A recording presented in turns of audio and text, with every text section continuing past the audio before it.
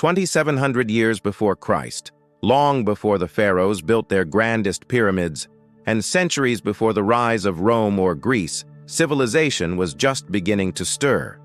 In the fertile lands of Mesopotamia, nestled between the Tigris and Euphrates rivers, the world's first cities were born. This was the land of Sumer. To their east, across deserts and mountains, another power was rising, Elam. These two neighbors, born from the same cradle of humanity, were destined not for peace, but for conflict. From the clay soil and reed-filled marshes, the world's first recorded war would soon erupt, changing the course of human history forever. Their story, etched into ancient tablets, marks the moment we began to write down our darkest chapters. The catalyst for this historic clash was a king with ambitions as vast as the desert itself, Enmebarajesi, the ruler of the Sumerian city-state of Kish. He was a powerful figure, one of the first kings whose name we know from archaeological evidence. He wasn't content with just ruling his city. He sought to forge an empire. As Sumer's influence expanded, it inevitably pressed against the borders of Elam. The Elamites, a proud and formidable people, would not bow to a foreign king. They challenged Sumer's growing dominance and, in doing so, lit the fuse of war. In response, Enmebarajesi did something unprecedented. He gathered his soldiers, farmers and craftsmen turned warriors, and organized them into one of the earliest known professional armies.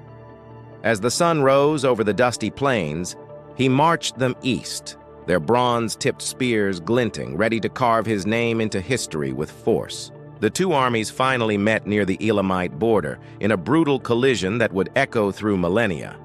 Imagine the scene.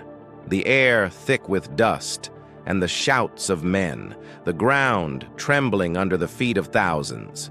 The Sumerians, organized and disciplined, advanced in tight formations, a novel tactic for the time. The Elamites fought fiercely to defend their homeland, but Sumer's military machine was relentless. Spears splintered against wooden shields, swords clashed in a chaotic dance of death. The battle was a maelstrom of bronze, sweat, and sand. In the end, Sumer's superior organization and tactics carried the day.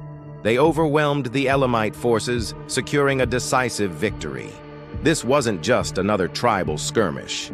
It was a landmark event. Scribes accompanying the army carefully documented the campaign on wet clay tablets, creating the first ever written record of a military victory.